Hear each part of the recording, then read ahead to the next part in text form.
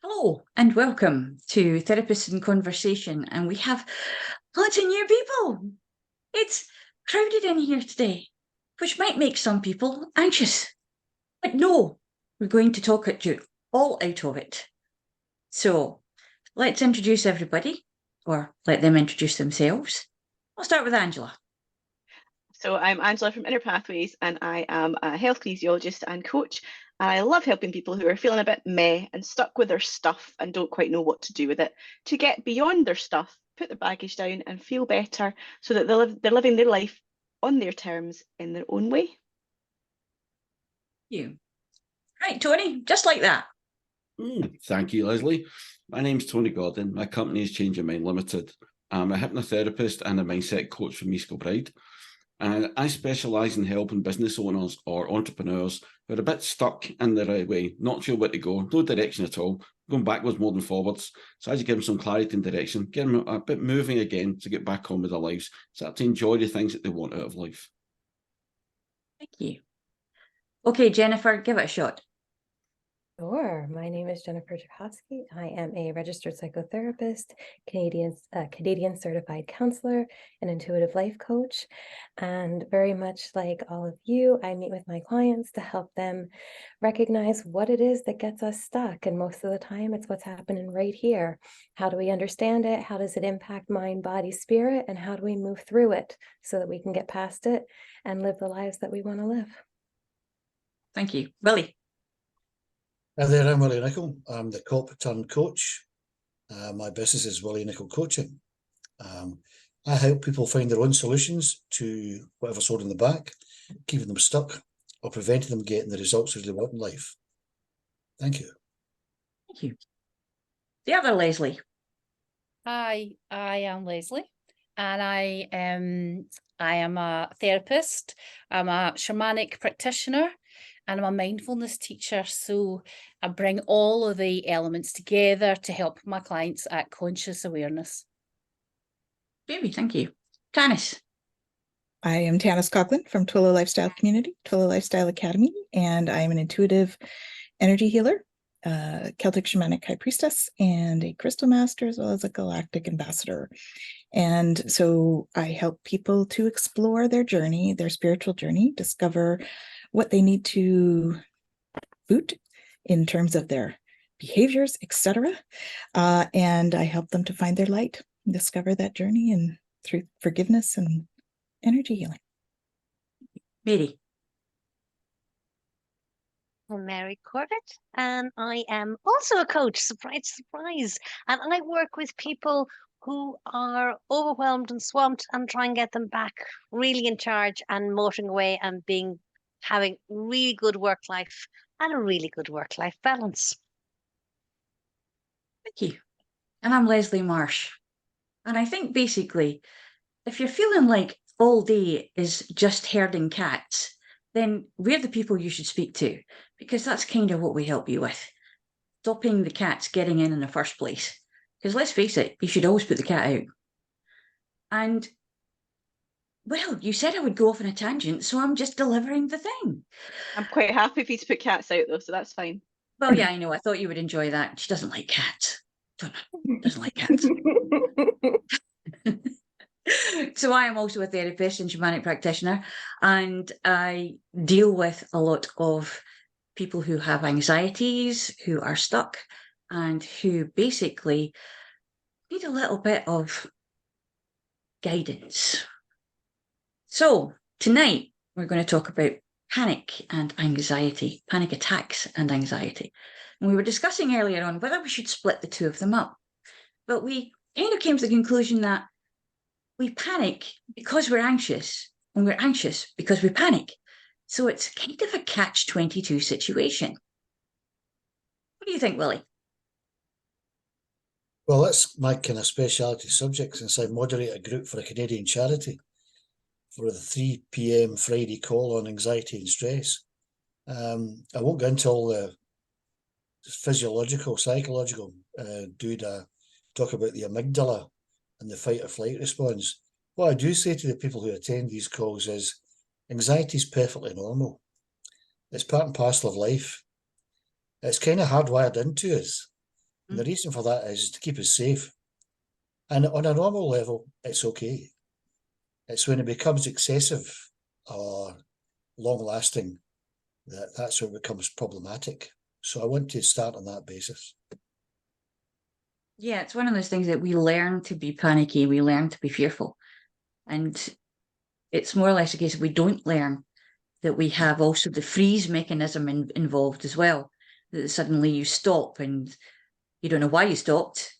Everything's going in slow motion, and then suddenly it speeds up again, and you're probably very sore having been hit by something or someone, or something interesting has happened. But we don't tend to see it because our brain says, nope, you don't want to see that. But it forgets to get us out of the way. Or we run away so fast that we bump into something and get hurt as well. There are so many different ways to deal with panic attacks and what happens to you when you're in a panic attack that we very rarely understand that it is a natural reaction, a response to stimulus from outside. So, Jennifer, what do you think? Yeah, I mean, I work with clients all of the time, and I really appreciate, Willie, what you were talking about, because I think that so often we want to fight emotions that we consider to be labeled as bad, right? And the reality is that anxiety has its purpose. The problem is that the moment that anxiety comes in, we go, oh, no, I don't want anxiety, which then spirals more anxiety. And then on top of that, we get fearful of the anxiety.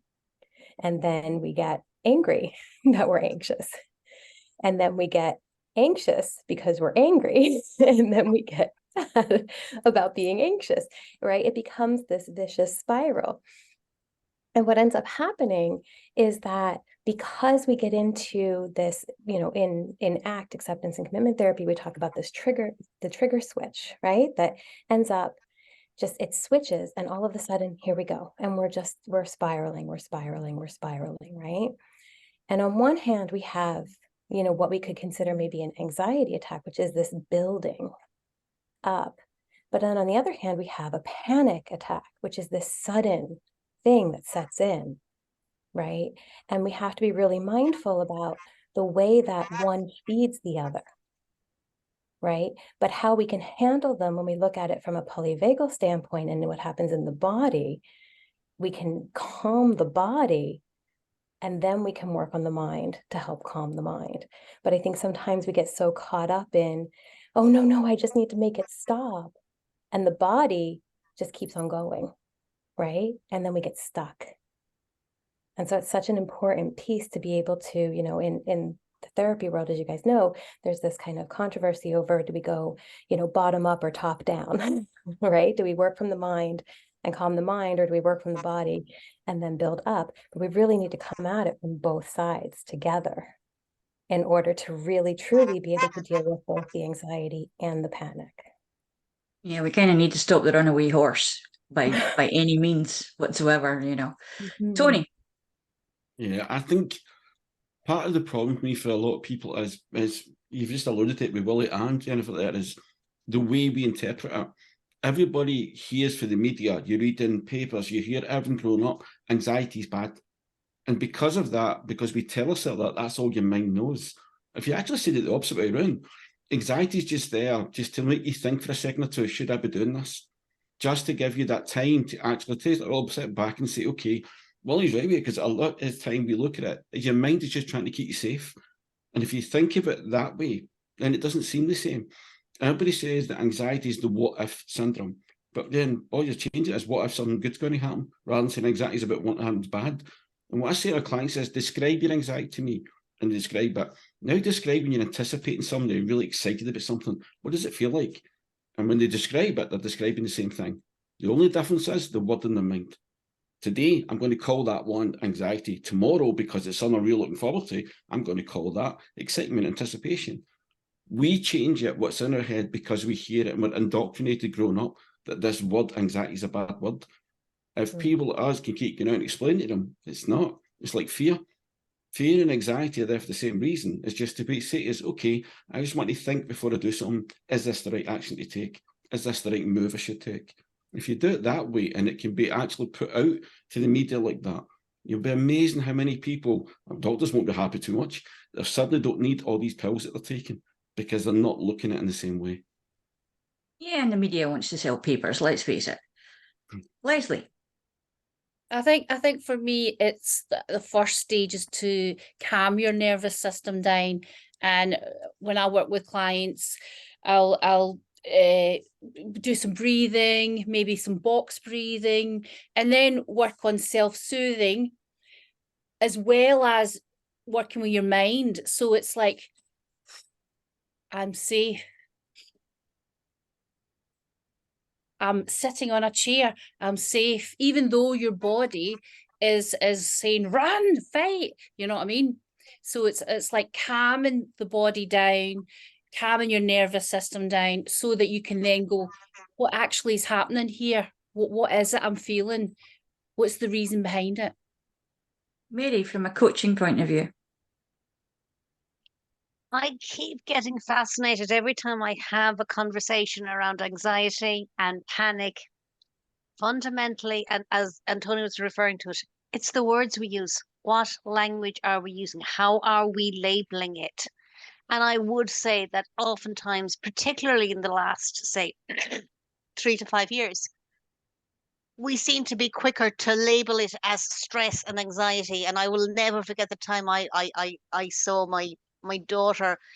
She was in the back of the car. We were going to a training session, and it was her first time. And I just said, oh, no, what you're feeling is first-timeitis. I was just about to ask her, are you scared? Are you anxious? And I said, oh, you've got first-timeitis. Isn't that wonderful? And simply by changing the language, because her body was, and it's like that, Lesley, her body was having that body response with her tummy at her, and she couldn't think, and she didn't know what to say. So I think my sense is, when we talk about anxiety and we talk about panic, we need to be really careful with the language we're using, so that we're not feeding it rather than and making it somehow even more panicky and even more anxious. I think that pulling back of our language and being very, very careful with how we use our language around everything to do with it, because our bodies have quite simple reactions in one sense. And as Willie said, we can talk about the amygdala, but we might need to talk to them about the amygdala. We might need them to understand, yeah, this is what's going on. This is what's happening. Now, how do you actually want to label? What does it actually mean? So I sometimes think we create panic unwittingly, and we create even more anxiety. And we, as coaches, have to be so very, very careful with how we're using our language. Yeah, because when we're doing that, also we can see it every day. I saw it the other day with a mother and child, and basically it was the mother's fear that she was teaching the child, this is how you react to this. This is how, and arachnophobia, they say, is how that is learned, because the child sees someone react that way. However, there are some issues where they say it's congenital, it's actually hereditary. But it's the story as well. It's like the Princess and the Pea. It can be this great big thing. It doesn't matter how many mattresses you put on it. If you're feeling it, you're feeling it. But you're feeling it because you learned to feel it. You learned to look for it. Tanys, this is it. It's the story, isn't it? What we're telling each other and how we're reacting rather than responding. Yeah, for sure. And, when we can release some of the memories around some of these things as well, by working through forgiveness stuff. I use the Ho'oponopono all the time with some of these things. Like you said, if you learn it, like you do with the arachnophobia, going back and doing some forgiveness work on that time that you saw somebody react can release that, which decreases the level of anxiety around it. I think there's one thing that we haven't spoken about. And usually for me, when I look at clients, it's looking at all three aspects, right? You've got your physical, you've got your mental, emotional, and the energetic.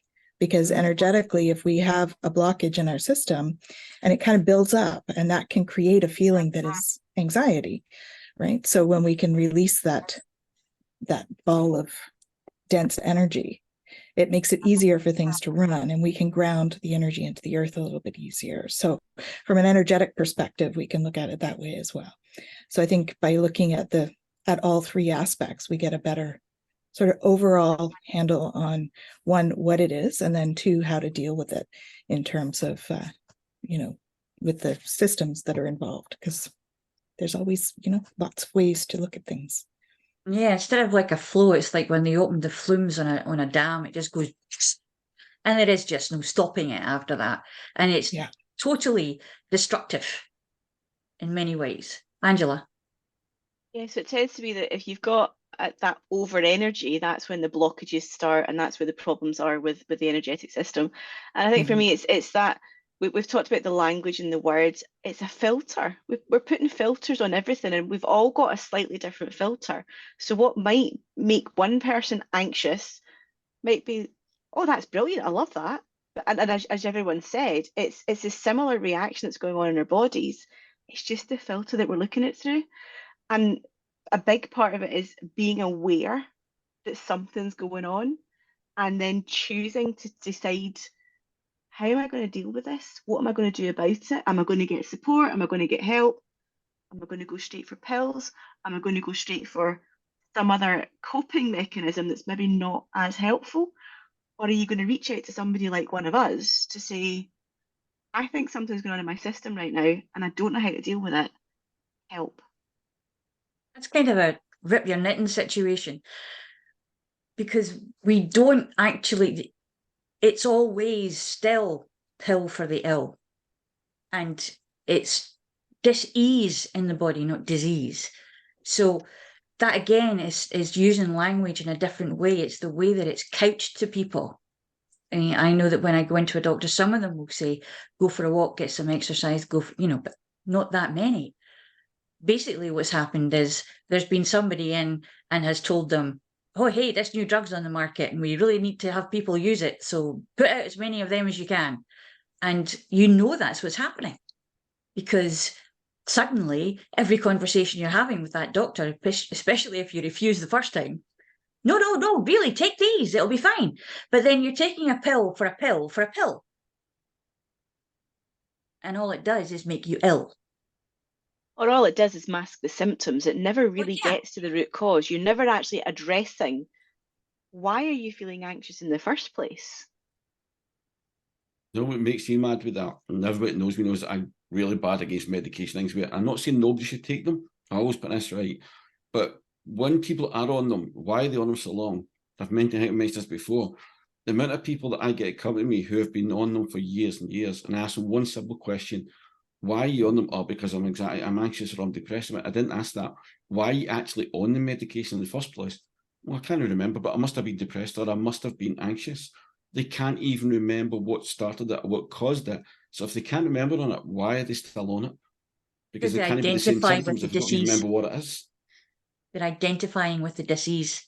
They're not Or identifying with being well. It's made That's them why feel with clients, safe. I don't allow to use anxiety or depressed inside my therapy room with me. They can call it overwhelm, burnout, whatever they want, but not those two words. Because as Mary said, like on it, as people start wearing that as a badge, they start becoming the anxiety and the depression. And I think it was Jim Carrey. I saw in an interview once, and I started using this, and what's great with my clients, I said, describe your symptoms where you're depressed or you're really anxious. And they all describe the same thing about the lethargy. They can't move. I can't get up. I can't get out of bed. It's great. Your body's telling your mind saying you need to rest. And did you not, doctor, explain that to you? And they went, no, he said I was depressed. I went, oh, you misheard them. He meant deep rest. That's all he was telling you. You need some deep rest. You need a bit longer in bed. You need to just look. That's what the doctor was trying to explain to you. It's probably because you weren't feeling that good. Your ears were a bit blocked up. And it's amazing how people perk up when you say that and go, that makes sense. They just want to rest. And it is a better way of looking at it. Depressed sounds like you're pushing something down. As Angela says, you're actually not getting rid of anything. You're just pushing it back down and down. If you tell me you need deep rest, it's more like a cold or flu. If you've got that, a lot of time you just a little bit of rest, you move on. This is telling your mind and body both are really tired. You give them that little bit of rest and you're a bit deeper than normal, you'll start feeling a lot better. And it's a simple thing and it really works. What are you going to say, Angela? Sorry. I was just going to say, Oh, sorry, on you go. No, I was just going to say I love that, and I love what you guys were saying about the reframing and how it's said, and I do that with clients all of the time because we talk about these diagnoses and things like that, and people so often are like, oh, I am so anxious, I have depression, I am like, and there's all of this kind of ownership to it, as opposed to, oh, what, look, there's some sadness there, oh, look, that anxiety showed up again. Right. And really being able to diffuse it and have that separation from it, and really changing the language around how we even talk about the symptoms around this. Right. And recognizing, okay, I can have this symptom show up in my experience, but that doesn't define me in any way, shape, or form. Right. And really being able to change the language like that. So I love deep rest as opposed to depressed. So I just wanted to say I love that. I actually I say that I have ME, but it doesn't have me. Mm-hmm. And it is, you notice with people who are, how you doing? Oh, it's my arthritis. It's my this, it's my that. So yes, they have taken ownership of them. It becomes part of them that they don't know how to actually live without. No one seems to be able to imagine their life without that thing, without being with that thing.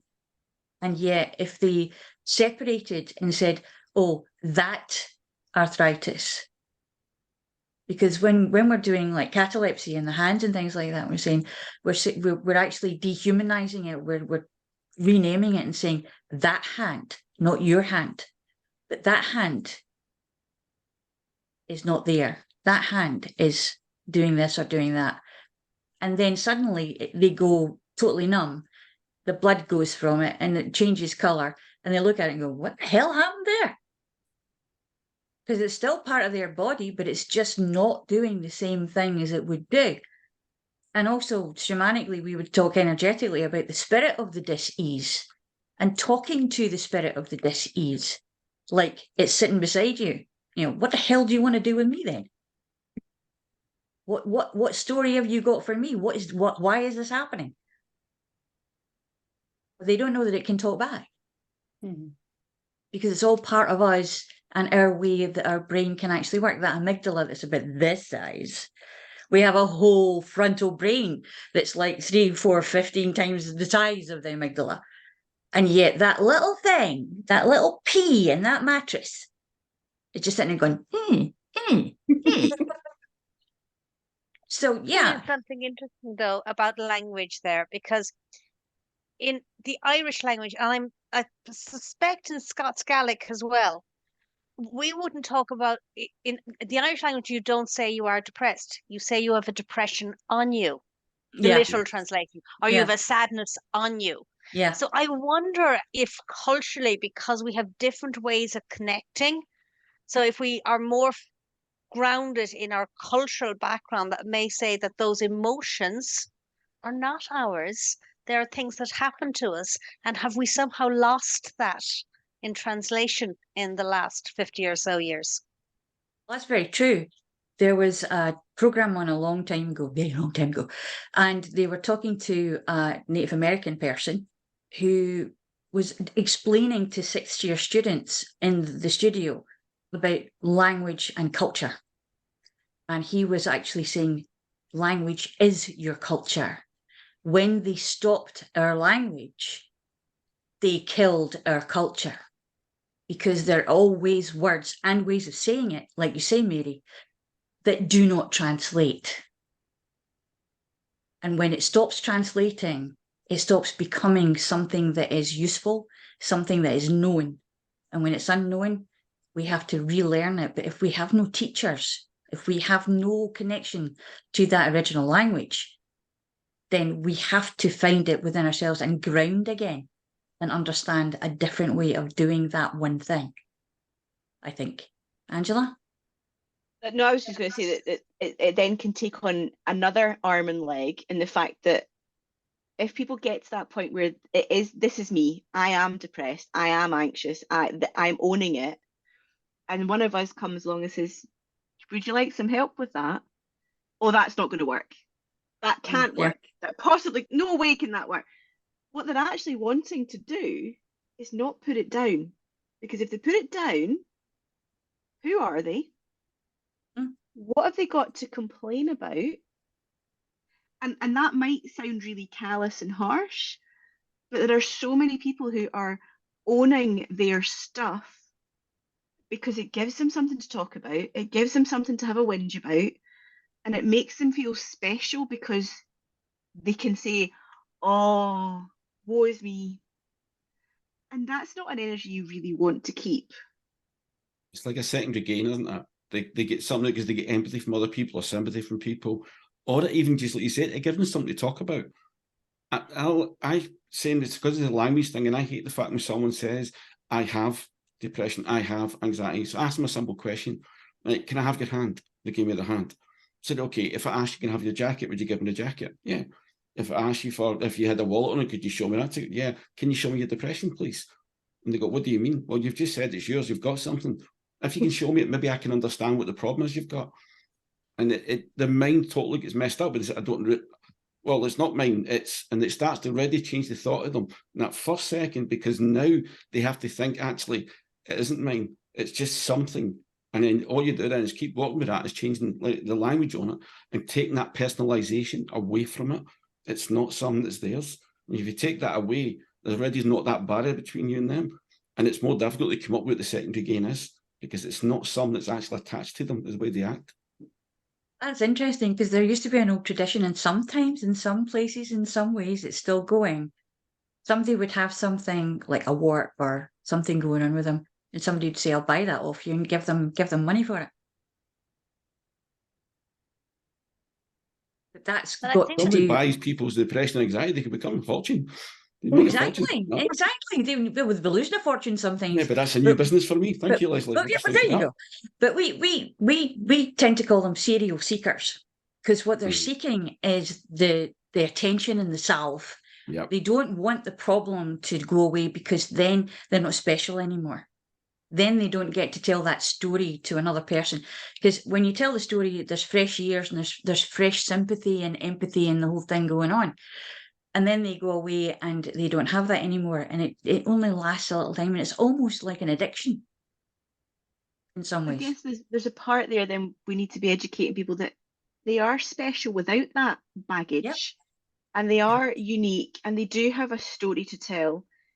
And it could be the story of how they got rid of the baggage, but there's still a story of their life and of them as a human being. And they're still special, and they're still unique, and they're still them, but a little bit lighter. And that's the connection to the self-confidence piece, right? When we feel more confident and we trust ourselves and we love ourselves, then we don't tend to have as much of those kind of anxious feelings that we deal with, right? So do we think that we could be doing more in the way of prevention-wise, of coaching people and couching it in different language, when we are doing more preventative measures, getting people into workshops, going into schools, talking to children, and, you know, who are coming out from houses where people are going, I'm so you know, I'm so depressed. I can't go to, no. What's that in the daily? I'm watching all these programs about murder and horror and the whole thing. It's just so depressing. There's a remote there. It's got an off switch, but do we use it? No, because it's feeding something. There's a need. So could we be more proactive, do we think, in our therapy sessions, in our coaching sessions, and finding a way to put that out to people, maybe more through things like this? That's why we're here, right? Yeah. I think I go back to my point about starting on the basis that, okay, it's perfectly natural. It's part of human life. So don't get anxious about being anxious. And then try and educate them, if you like, on that basis, that you don't have to own it. You don't have to be defined by it. You don't have to wallow in misery, right, if you're going to be pretty harsh. And that can be quite down to earth, if you like. I don't go pull yourself together, for God's sake, right? But try and couch in a way that says you don't need to be this way. You don't have to be this way. You can change the way you are just now, if you choose to do so. To go back to Angela's point, a lot of them don't choose to do so because it's their label, it's their definition. You get the sympathy, you get, oh yeah, there, right? And sometimes, I mean, I've had clients where it's very difficult to change that because they don't want to. They are happy wallowing in their own misery. So how do you change that round? With difficulty, but it can be done. And I totally agree, Lesley, we should be doing more proactive work here where we're saying it's natural. Don't panic about panicking. Don't be anxious about being anxious because it's natural. If you get in a position where it's becoming overwhelming, here are tools, mechanisms, strategies to deal with it. I call myself a mindset change coach. I think Tony is on the same page here.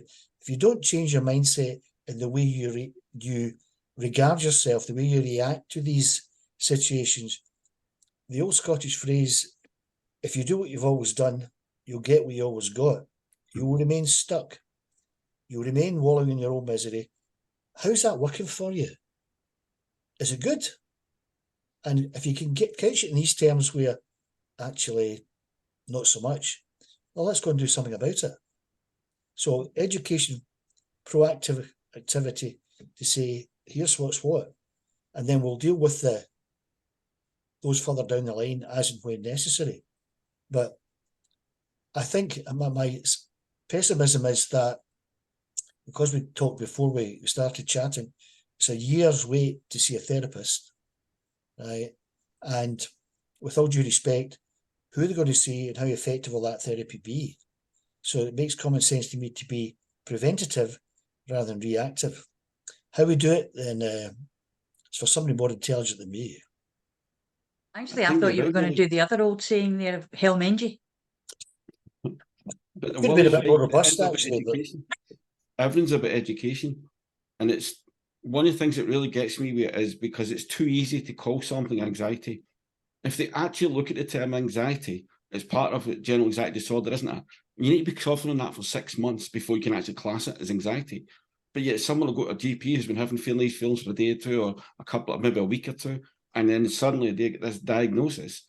And they get a diagnosis because they've looked all the symptoms up online. They've got all the symptoms on Google, and suddenly they become all those symptoms. So when you go into a GP, that GP has got to try and work out exactly what you're trying to say is wrong. But if you're telling him all the things that ticks those little boxes in the DSM, suddenly you've got anxiety. That's what it is. I'll give you a prescription.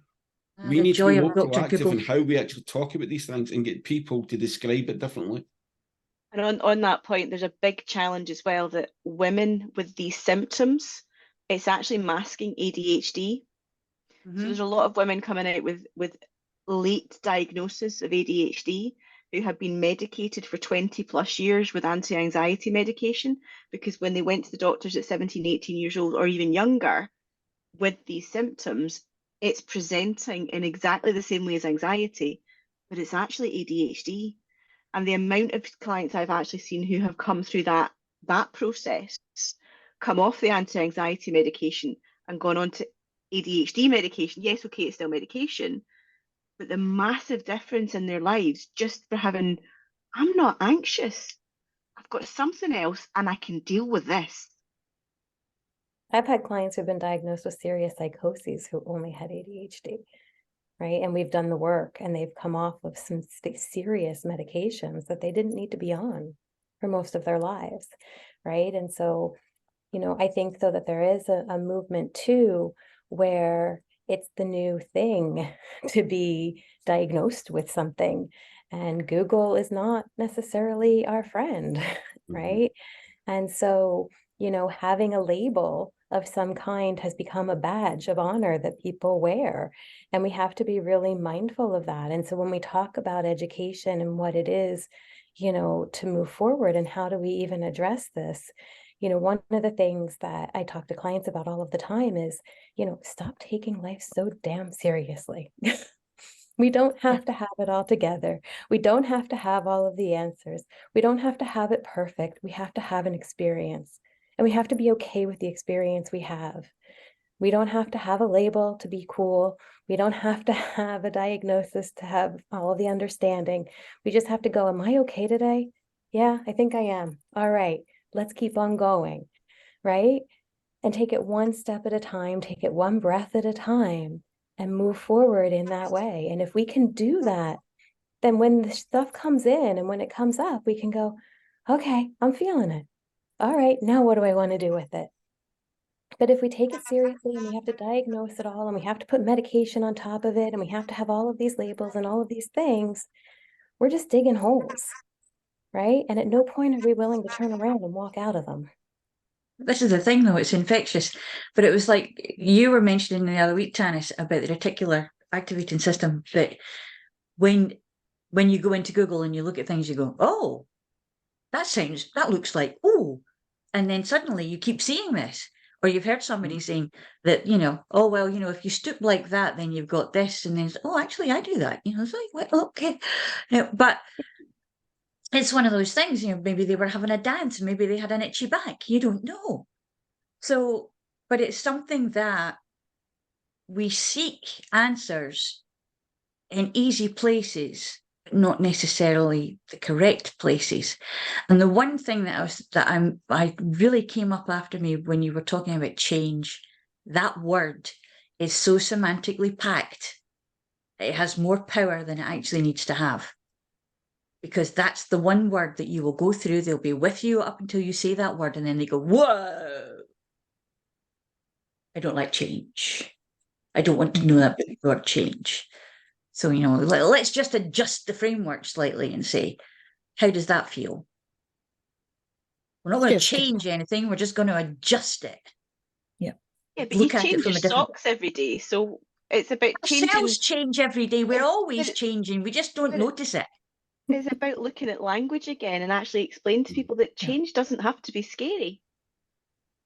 Well, remember that equation that we got in that thing that we did. Well, it was personal. People might not like it. So anyway, if the change is bigger than the resistance, more than the resistance, then there will be no change. Transformation. There will be no transformation. Yeah. So if change is greater than resistance, it's greater than the resistance, there will be no transformation. So you see, it's maths. I don't do maths. If the change is, if your want to change is greater than your resistance, there will be transformation. If the resistance is bigger, there won't be. See, I knew she would do it right, so that's why I always muck it up. Going back to what Jen said. Going back to what Jen said too, I think that us being forgiving on ourselves as well, because we tend to, start to think poorly of ourselves if we have anxiety because of the connotation in the public. But, we're human, so we're perfectly imperfect. That is who we are. We are all human. We are all in that boat. We are all imperfect, but we are imperfect in the perfect way for us. So really, when we sit in that as a concept, then it just alleviates it all, because we don't have to be anything. We can just be who we are. So that helps to balance out that self-esteem piece a little bit as well, going into it. Well, let's remember our factory default is survival. Mm-hmm. We are built to survive. We are built to go forward. That's what that big brain is for. And I think we're also told all our life that we're not enough. From schools, and that then is difficult to fight against or navigate, you know what I mean? Because we've got this internal chatter of, you can't do this, you're not enough. I also think that, if I could put this out, self-love. If you don't love yourself, other people won't love you, right? And we're too hard on ourselves. Negative self-talk, terrible thing. I'm a failure, I can't do this. Oh, I never amount to much. Why not? So another thing I tell clients is gratitude. Be grateful for what you've got, or who you are, or who you aspire to be. I was participating in a conference about male suicide, and a young man who had failed 3 times was advised to write a gratitude journal. The first entry of which was, I got up, I had a shower, I had something to eat. End of. Things we all take for granted. But that was a big, big deal to him. And gratitude is such that we all have something to be grateful for. But if we wallow in our own misery and our own anxiety and whatnot, that kind of gets put to the side. And a friend of mine put something on LinkedIn, and you know Greg Friel, Tony, and his little video was entitled, "I woke up today." That's it. I woke up today. Is that something to be grateful for? Well, at my advanced years, yes, it is.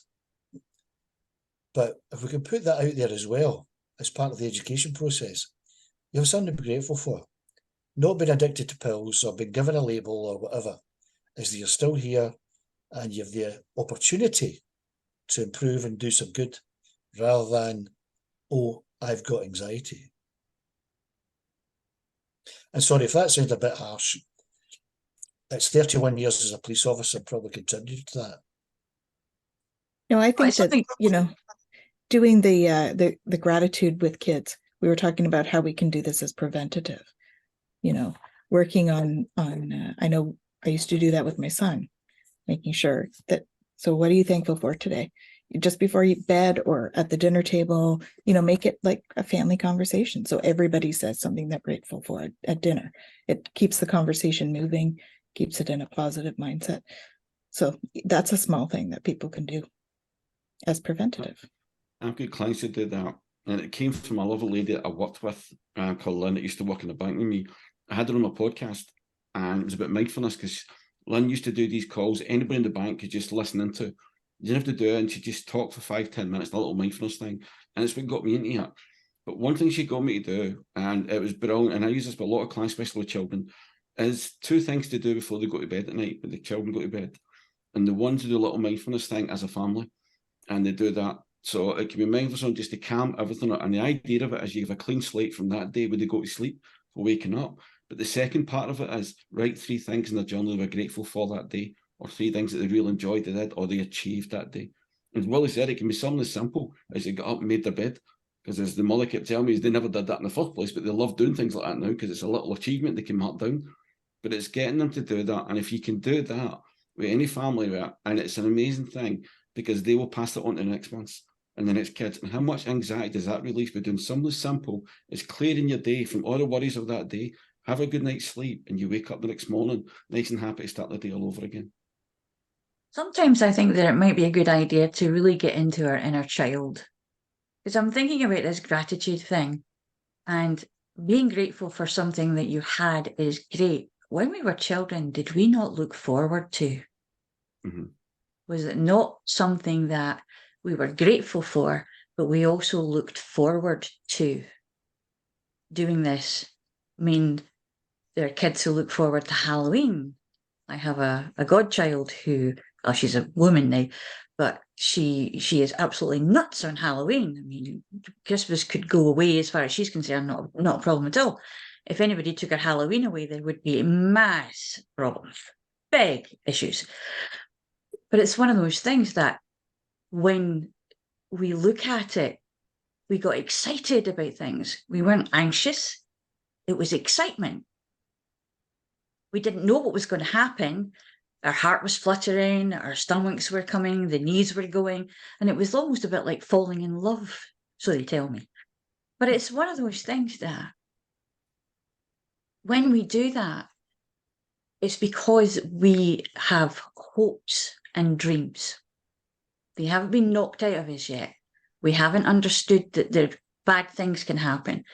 But then what we could remember is that having those hopes and dreams and the looking forward to helps mitigate the bad things, the things that kind of knock the stuffing out of us every so often. But, you know, when you get the stuffing knocked out of you, it just leaves room for some good stuff that can go back in there. So maybe instead of reacting, think about responding. Have a little thought. I'm feeling this, like Jennifer said. I'm feeling this. How am I feeling this? Where am I feeling this? What's it doing there? Can I move it? Will it go somewhere else? Can I maybe put it on the shelf over there for a while and then go away and do something else? Can I talk to myself at night before I go to sleep and ask for a good dream? actually talk myself into having a good night's sleep and waking up the next day so happy to be awake, like Willie said, grateful for that, but then grateful also to be able to look forward to something that I know I can make happen today. Something I know that I can make my reality become tomorrow. I do not have to be an anxious, frightened person because I have more strength and I am always more than I think I am, to paraphrase Mr. Erickson. So let's think about the words that we use. Let's think about the way we couch things in terms, particularly for people with very big ears and very small stature, because they're watching us and they're learning from us all the time. So we'll see you next time, and we'll be talking about something interesting again, I think. Good night.